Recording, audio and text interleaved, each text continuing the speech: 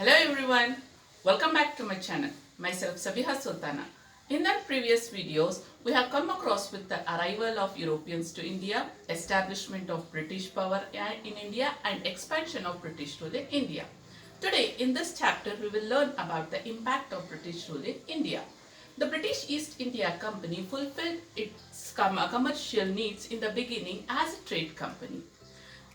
Later they observed weak political situation of Indians and they started exploiting it and implemented divide and rule policy among the Indian rulers. In order to achieve complete domination in India, they adopted war and negotiation method cleverly. With these policies, they were successful in occupying the whole country. They implemented one nation concept and they integrated whole country under administration and political structure. They made various laws under education, judiciary, law, taxes, agriculture, trade, and they implemented it. They brought new structure in India. Also along with this, they also protected their financial interests too. So, without wasting much time, let's learn more about the every laws and administrative policies of British in India. So let's get started. Chapter 3 Impact of British Rule in India. The British East India Company implemented various administrative experiments in order to achieve a new order in India.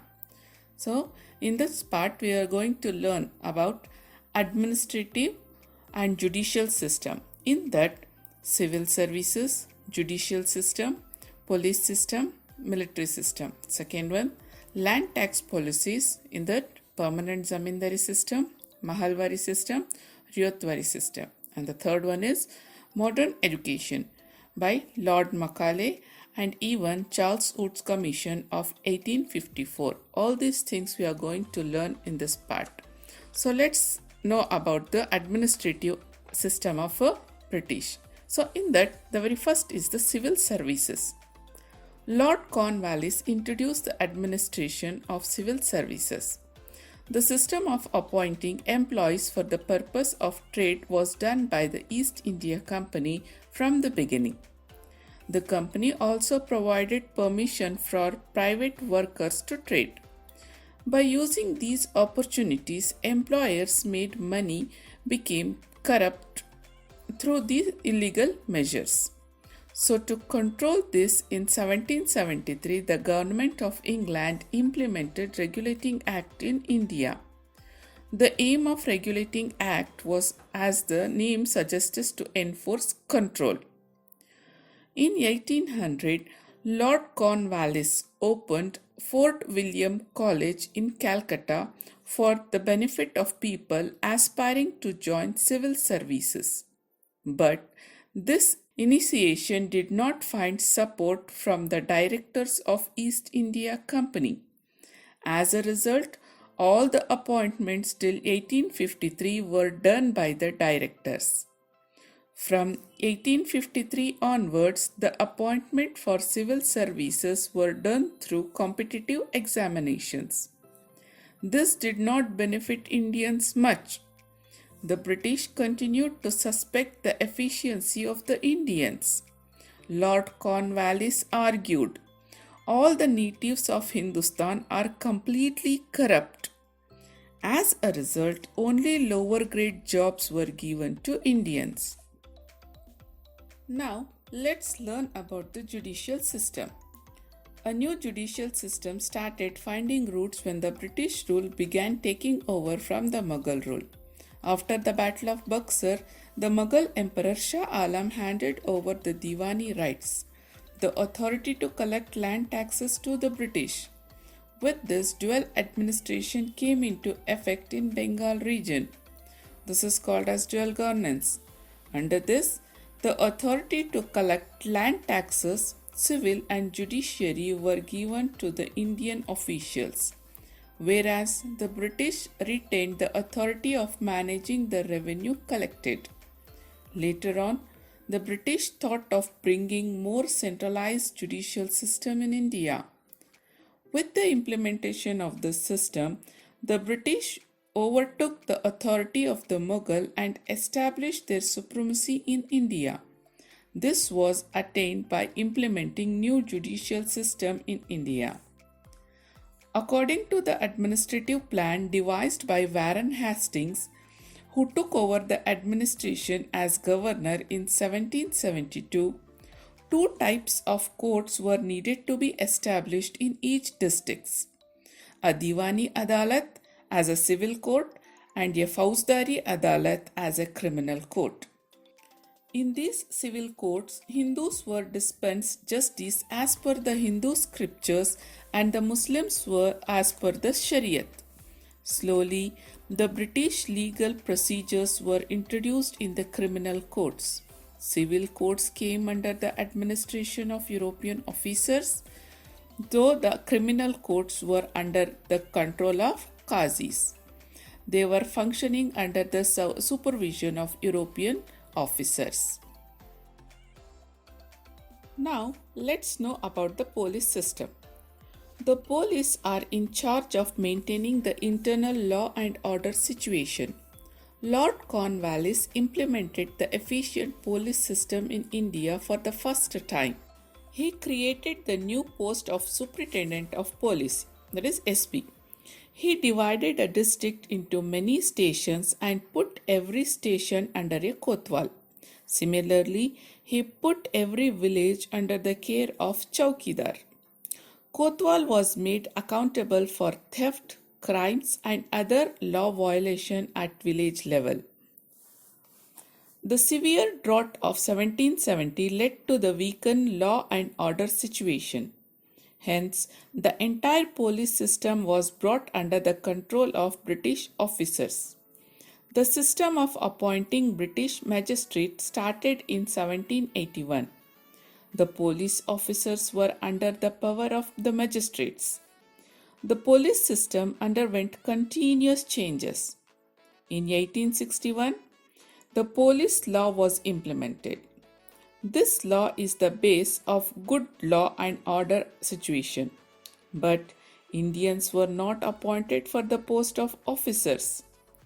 In 1902, the Police Commission law allowed the appointment of suitable educational qualification for the post of the police officers. In spite of all these measures, the discrimination against the Indians did not end. Now let's know about military system. The military was the base of administration during the British rule. The British appointed the Indians for the military and took the entire India under their control with the help of the military. They protected their supremacy by addressing the challenges posed by outside as well as inside forces with the help of the military. The officers were again the Britishers. The Indians could reach the rank of Subedar, the highest post available to them. Most of the Indians were coolie soldiers. The British government accepted the recommendation of Peel in 1857. Based on these recommendations, the military system was redesigned. So, this was all about the administrative and the judicial system of the Britishers. Now, let's know about land tax policies. The East India Company had to pay 4 lakh pounds to the British government for its control over Bengal provinces. In order to fulfill this commitment, the company had to stabilize its financial interests in a secure manner. The very first among them is permanent zamindari system. So basically, this system was first started by the Mughals in India. They were fixing the taxes based on the fertility and the production of the land. But later the Britishers continued the same system with certain changes which were beneficial to them. They fixed the same rate of taxes to all. Lord Cornwallis implemented this tax policy in Bengal and Bihar region during 1793 in order to generate steady revenue per annum. Under this system, zamindar became the landowners. The zamindars were expected to pay the agreed land taxes to the company on a set date every year. He was free to collect any amount of land taxes from the farmers and could retain the excess money collected. This benefits the zamindar more. If the zamindar was unable to collect land taxes due to flood and famine and pay the company, the ownership of the lands was taken away by the company. Both the zamindars and the company was benefited by this system, but the farmers were the grave sufferers. This system created a new social group that aided the British.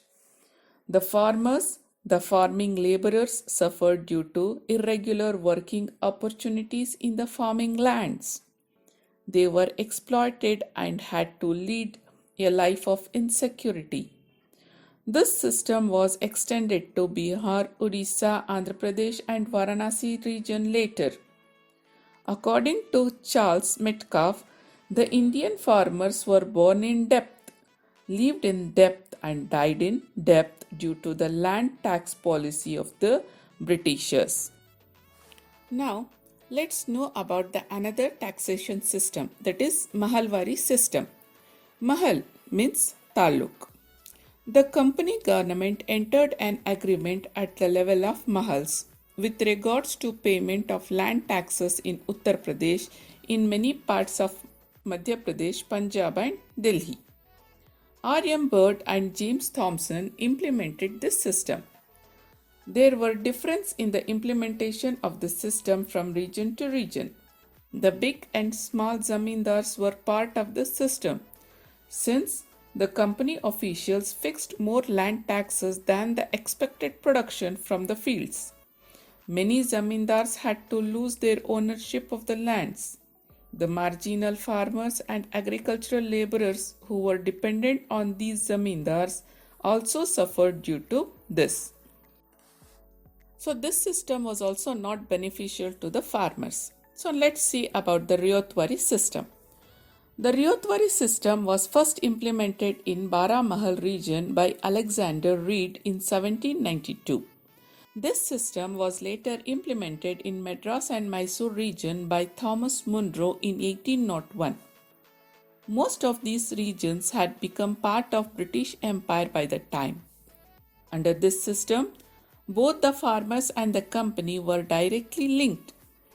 The tillers of the land was recognized as the owners of the land.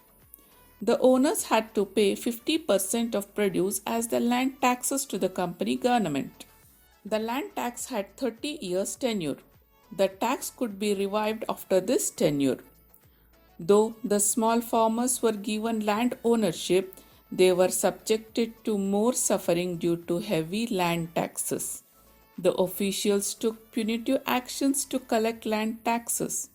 The farmers had to borrow from the money lenders whenever the crop fails. They had to sell their lands whenever they failed to repay the loans. Though the company government claimed that the new system benefited the farmers, the irony was that more farmers had to lose their lands due to its implementation. Now, let's see what is the impact of this British land taxation system. A new class of zamindars who exploited the farmers was created. Second, the farmers who were subjected to the exploitation of the zamindars became landless slowly. Third, land became a commodity. Loans could be raised by mortgaging the land. Fourth, many zamindars also had to mortgage their land in order to pay the land taxes. 5. The agriculture sector became commercialized and have to grow raw materials needed by industries back in England. 6. The money lenders became strong. So with this system, the farmers, the peasants has to suffer heavily. Now let's know about the modern education system. The traditional education of Indians was in practice continuously. Certain changes occurred in the traditional education system during the rule of Muslim kings during the Middle Ages. Later, new changes occurred during the British rule in 18th century. New schools were started for the children of British and Europeans living in India. Since these facilities were never extended to the locals, it was of no use for them. Warren Hastings facilitated the expansion of the modern education in India. In 1781, he started Calcutta Madrasa. Jonathan Duncan, a British individual, started Sanskrit College in Benares in 1792. But it was Charles Grant pressed for the universalization of British education in India. India received special support after the appointment of Lord William Bentinck in 1828 as a Governor General of India. Bentinck appointed Macaulay as the member of Governor General's Executive Committee and also as the chairperson of the Education Committee. The report of education submitted by him in 1835 became the base of the modern education in India. In his policy aimed at the creation of a new class of Indians who are Indians by body, but Britishers in intelligence, opinion, and taste. The use of English medium in Indian learning system started after 1830s. Another important development included the establishment of universities in India. The Governor General Lord Dalhousie established universities in Calcutta, Bombay, and Madras as per the suggestions of Charles Wood's Commission in 1854. After this, the education started becoming universalized in India. Now, let's know about the impact of British education in India. First one.